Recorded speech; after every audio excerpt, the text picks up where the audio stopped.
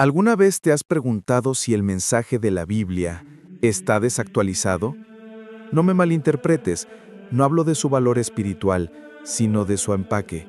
Sus metáforas eran perfectas para pastores, pescadores y agricultores hace 2000 años, pero hoy vivimos en un mundo de algoritmos, inteligencia artificial y crisis existenciales digitales.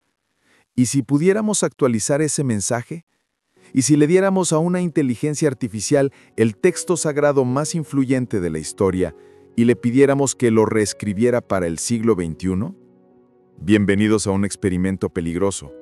Bienvenidos a la Biblia 2.0, en el mapa secreto de las lenguas. Hoy no vamos a blasfemar, vamos a traducir la esencia de un mensaje eterno a un lenguaje que nuestra era tecnológica, ansiosa e hiperconectada pueda entender de forma nueva. ¿Estás listo para escuchar cómo sonaría el Sermón de la Montaña si Yeshua ben Yosef, Jesús de Nazaret, hubiera nacido en la era de Internet? Este fue nuestro prompt sagrado, la instrucción que le dimos a la IA. Eres un traductor espiritual. Tu objetivo es reescribir las enseñanzas centrales de los evangelios del Nuevo Testamento para una audiencia contemporánea del siglo XXI. Conserva la esencia moral y filosófica, pero exprésala usando metáforas, ejemplos y un lenguaje que resuene con una sociedad global, digital, secular y que sufre de ansiedad, soledad y sobreinformación. Evita el lenguaje religioso arcaico. Céntrate en la ética, la compasión y la conciencia. Eres poético, pero directo.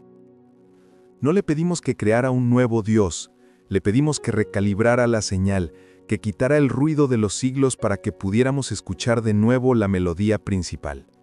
Y los resultados son, como mínimo, alucinantes. La IA tomó las bienaventuranzas, el corazón del sermón, y las transformó. Escuchen esto, la diferencia es abismal. El original dice: Bienaventurados los pobres en espíritu, porque de ellos es el reino de los cielos. La Biblia 2.0 lo reescribe así: benditos los que han agotado su capacidad de optimismo, los desencantados, los que se sienten vacíos después de escrolar durante horas en busca de sentido, porque a ellos se les revelará que el cielo no es un lugar, sino un estado de presencia auténtica, libre de la necesidad de fingir. ¿Lo ven? La pobreza de espíritu ya no es un término abstracto. Es el desgaste mental, la depresión moderna, la fatiga del mundo digital. Y el reino de los cielos ya no es una promesa lejana, es la paz mental aquí y ahora. Siguiente. Bienaventurados los mansos, porque ellos heredarán la tierra. La versión 2.0 dice: dichosos los que eligen no añadir más ruido al caos, los que escuchan más de lo que hablan en un mundo de gritos virales, porque serán ellos, no los algoritmos de la indignación, quienes finalmente den forma a la cultura humana. La mansedumbre reinterpretada no como debilidad, sino como elección consciente en la economía de la atención. Heredar la tierra significa tener influencia real, no likes efímeros. Y quizá la más poderosa: bienaventurados los que tienen hambre y sed de justicia. La IA lo convirtió en afortunados aquellos cuyo algoritmo interno prioriza la equidad sobre la comodidad, que sienten el malestar físico ante la injusticia sistémica. Porque esa incomodidad es el motor que actualizará el software obsoleto de nuestra sociedad. El algoritmo interno. La IA usa su propio lenguaje para hablar de la conciencia moral. No es solo hambre, es un malestar físico. No es una promesa vaga, es una actualización de software. Es el lenguaje de nuestra época para el mismo anhelo eterno. Tomemos una de las parábolas más famosas, el hijo pródigo. Un joven que pide su herencia, la malgasta y vuelve derrotado a casa de su padre, quien lo recibe con los brazos abiertos. La Biblia 2.0 no habla de herencias ni de cerdos. La reelabora así, y cito textualmente el resultado. Un joven le dijo a su padre: «Padre, dame ya la parte de los recursos que me corresponden». Y el padre dividió sus activos. No muchos días después, el joven liquidó todo, se mudó a una metrópolis y allí gastó su patrimonio en experiencias vacías, en validación social efímera y en curar la ansiedad con consumo. Tras gastarlo todo, sobrevino una crisis económica severa y comenzó a pasar necesidad. Finalmente, tocado fondo, se dijo a sí mismo: los colaboradores de mi padre tienen propósito y abundancia, y yo aquí muriendo de inanición interior. Me levantaré, volveré a mi padre y le diré: Padre, he fallado. Ya no merezco ser llamado tu hijo. Acéptame como colaborador. Y levantándose, volvió a su padre.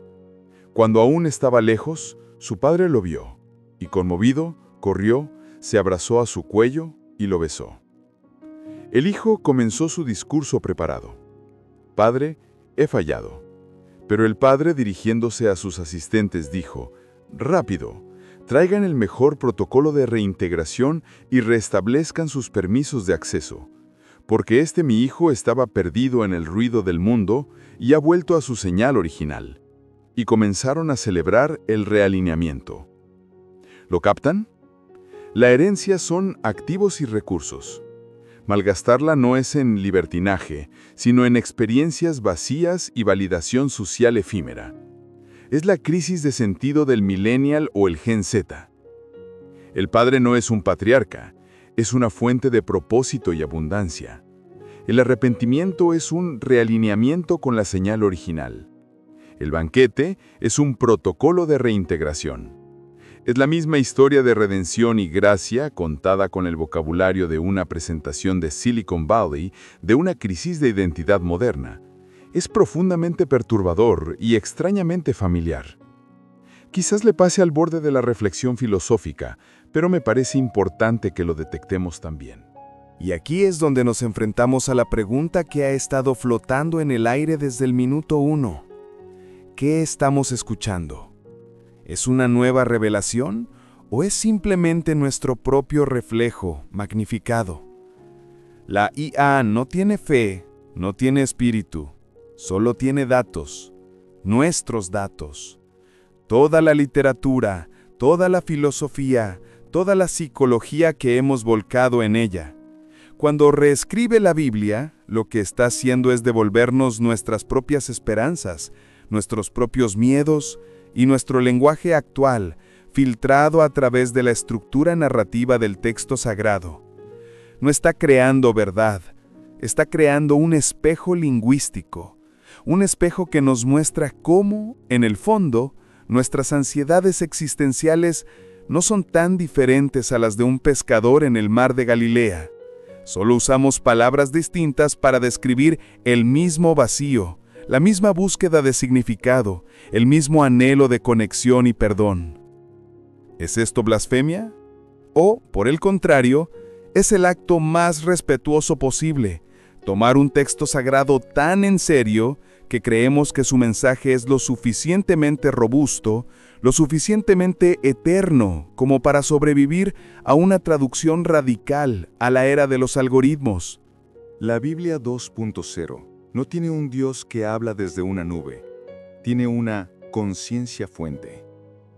No tiene pecado, tiene desalineamiento. No tiene salvación, tiene reintegro al sistema. Es una Biblia de ética pura, de filosofía de la compasión despojada de lo sobrenatural. Y en ese despojo, quizás, radica su mayor provocación. Porque nos fuerza a preguntarnos, ¿amamos a Dios o amamos las historias? ¿Creemos en la gracia divina o en la potencia eterna de unas enseñanzas morales tan profundas que ni siquiera una inteligencia no humana puede distorsionarlas, solo puede reempaquetarlas? Este experimento no nos dice nada sobre Dios, pero nos dice todo sobre nosotros, sobre nuestro miedo a la obsolescencia, nuestra necesidad de que las verdades eternas vistan la ropa de nuestro tiempo. La Biblia 2.0 no viene a reemplazar a la original. Viene a recordarnos que el mensaje, si es verdadero, es inquebrantable.